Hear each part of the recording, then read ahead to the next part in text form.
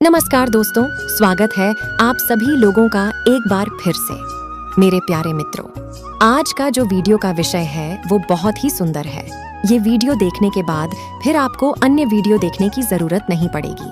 अर्थात अगर आप इस वीडियो को देख लेंगे तो यकीनन मानिए 100% गारंटी है कि आपकी गरीबी मिटाने से दुनिया की कोई भी शक्ति नहीं रोक पाएगी। देखिए दोस्तों, दीपावली और धनतेरस का दिन खासकर धन की देवी महालक्ष्मी, कुबेर जी महाराज, देवताओं के वैद्य धनवंतरी तथा बुद्ध के स्वामी भगवान गणेश जी की कृपा प्राप्त करने का सबसे उत्तम एवं पवित्र दिन माना जाता है।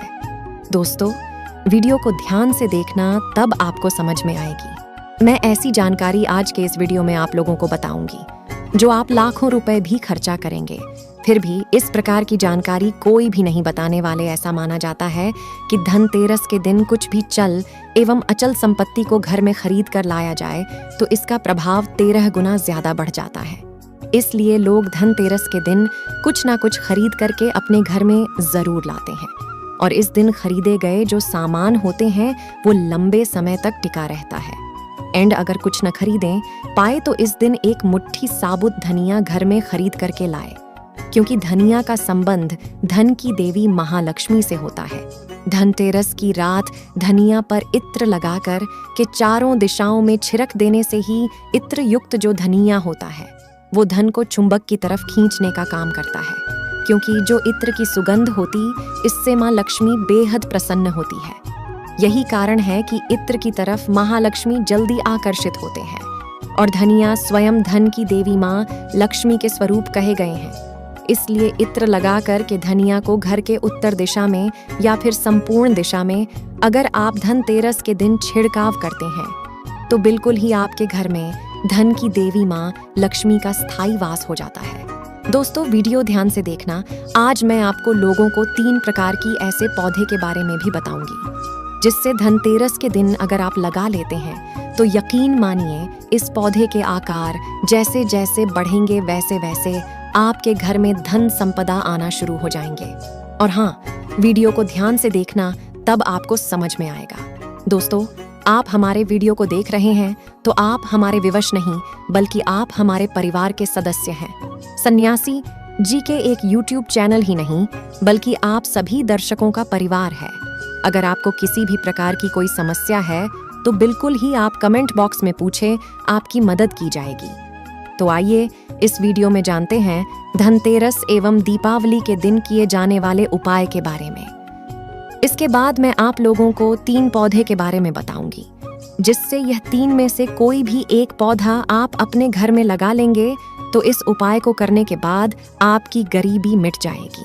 कहीं ना कहीं किसी न किसी माध्यम से आपके घर में धन आना शुरू जाएंगे, यानी आप मेहनत भी कर रहे हैं।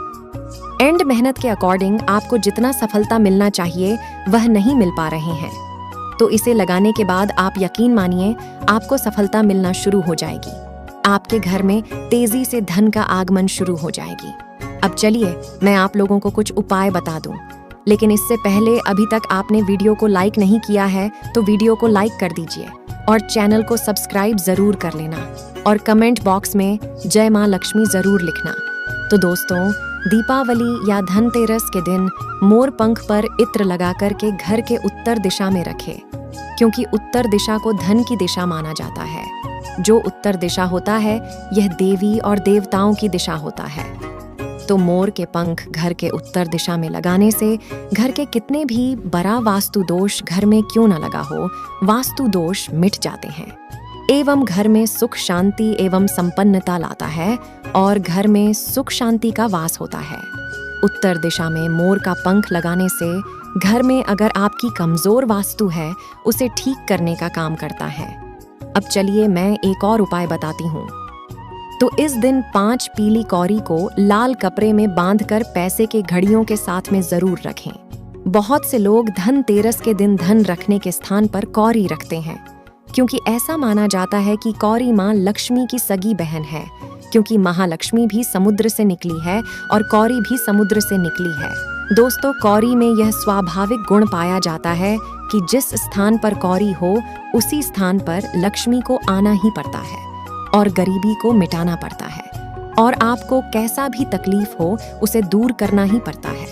चलिए मैं अब इस वीडियो में मैं आप लोगों को 3 ऐसे पौधा के बारे में बता रही हूँ। जिस पौधा को यह 3 में से कोई भी एक पौधा घर में लगा लेते हैं तो आपके घर में अन्न धन की बढ़ोतरी होता है। तो पहला जो पौधा कहे गए हैं वह है विष्णु कमल। ऐसा माना जाता है कि जिस घर में विष्णु कमल का पौधा लगा होता है उस घर में सभी प्रकार के भौतिक सुखों का वास होता है। विष्णु कमल धनतेरस के दिन घर में लगाना अति उत्तम माने जाते हैं। इस दिन जो विष्णु कमल होता है इसमें खास विशेषता पाया जाता है। यह जिस स्थान पर लगा होता है उस स्थान को सुरक्षा कवच से घेर देता है, जिससे कुलक्ष्मी, बुरी शक्तियां एवं तंत्र क्रिया ये घर में नहीं लगने देता। ये कमल लगा होने के कारण ना चाहते हुए भी माँ लक्ष्मी को जिस स्थान में यह लगा हो उस स्थान में आना ही पड़ता है, क्योंकि जहाँ पर विष्णु जी हो वहाँ पर लक्ष्मी जी खींचे चले आते हैं।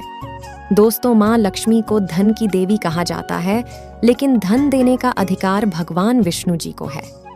जी हाँ, किसके किस्मत में कितना धन देना है यह निर्णय भगवान विष्णु जी को बिल्कुल ही समर्पित है, क्योंकि भगवान विष्णु जी को पालनहार कहा जाता है। इसलिए प्रत्येक मनुष्य के कर्म के हिसाब से उन्हें धन प्रदान करते हैं। इसलिए भगवान विष्णु जी को प्रसन्न करना चाहते हो तो धनतेरस के दिन विष्णु कमल जरूर लगाएं। इसे भगवान विष्णु जी भी बहुत प्रसन्न होंगे और बिना पूजा पाठ के आपको बहुत सारे फल प्राप्त होना शुरू हो जाएंगे।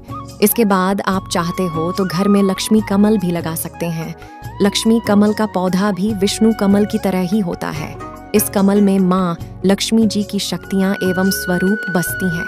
यह भी विष्णु कमल की तरह पवित्र माने जाते हैं। इसके नीचे अगर नित्य दीपक जलाया जाए तो धन्य धान्य की बढ़ोतरी होता है। अब चाहे तो विष्णु और लक्ष्मी कमल यह दोनों को एक ही स्थान पर लगा सकते हैं।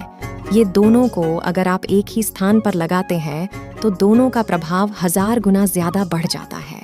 ऐसे घर में यह जिस स्थान पर लगा हो तो दोनों विष्णु और लक्ष्मी कमल, तो ऐसे घर में सदा के लिए भगवान विष्णु तथा माता लक्ष्मी का वास हो जाता है। लौकिक एवं अलौकिक सभी प्रकार के सुख यह दोनों कमल प्रदान करने लगते हैं। और केवल अगर आप महालक्ष्मी को प्रसन्न करने के लिए केवल लक्ष्मी कमल लगाएंगे तो माँ लक्ष्मी आपके घर का कुछ समय बाद त्याग कर सकती है, क्योंकि लक्ष्मी का स्वाभाविक गुण है कि लक्ष्मी एक ही स्थान पर लंबे समय तक नहीं ठहरती। तो माँ लक्ष्मी को ठहरने के लिए, इसे बांध करके रखने के लिए आपको भगवान विष्णु जी के सहायता जरूर लेना चाहिए, अर्थात आपको विष्णु कमल जरूर लगाना चाहिए। अब चलिए मैं आप लोगों को एक ऐसा कंद के बारे में बताने जा रही हूँ जिसे अगर आप धनतेरस के दिन या फिर दीपावली दिन लगाते हैं तो यह कंद के जैसे जैसे आकार में बढ़ेंगे वैसे वैसे आपके घर में धन संपदा आना शुरू हो जाएंगे। दोस्तों, मैं जिस कंद की बात कर रहा हूँ इस कंद को कुबेर कंद के नाम से जाना जाता है। कुबेर जी महाराज को देवताओं का कोषाध्यक्ष कहा जाता है। धन का संरक्षण इन्हीं के अंतर्गत में आता है। तो कुबेर कंद आपको जंगलों में मिल जाएंगे। मेरे मित्रों, ध्यान से सुनना, ये कैसे मिलेंगे, कहाँ प्राप्त होंगे, ये सारी जानकारी को विस्तार से बता रही हूँ। वीडियो को ध्यान से सुनना। और हाँ दोस्तों, वीडियो को आधे बीच में छोड़ करके अगर आप जाते हैं तो इसमें आपका ही नुकसान होगा, क्योंकि अधूरा ज्ञान हमेशा खतरनाक साबित होता है। इसलिए बिल्कुल ध्यान से देखना और समझने की कोशिश करना। तो दोस्तों, कुबेर कंद जितना ज्यादा पुराना होता है उसमें उतना ही ज्यादा धन को आकर्षित करने की क्षमता पाई जाती है। इस कंद को आदिवासी लोग इसे भालू कंद के नाम से जानते हैं। अगर आप भी आदिवासी इलाके से हैं तो इस कंद को आसानी से प्राप्त कर सकते हैं। और ये कंद है आपको जरी बूटी की दुकान में भी मिल जाएगी। दोस्तों, ये आकार में जितना बढ़ेगा उतना ही ज्यादा यह धन को तेजी से अपने तरफ खींचेगा।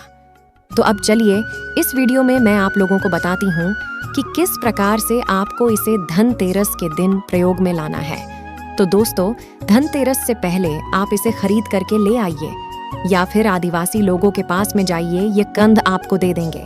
तो दोस्तों, सबसे पहले एक मिट्टी का घड़ा ले लेना है और इसमें आपको मिट्टी भर करके रख देना है। बिल्कुल पूरी तरीके से ऊपर तक इसमें आपको मिट्टी भर करके रख लेना है। इसके बाद आपको इस स्कंध को प्रार्थना करते हुए अर्थात इस स्कंध का ध्यान करते हुए कहना है कि महाराज आप हमारे गरीबी को मिटाएं। इस प्रकार से प्रार्थना करते हुए आपको इसे मिट्टी के पात्र में डाल देना है।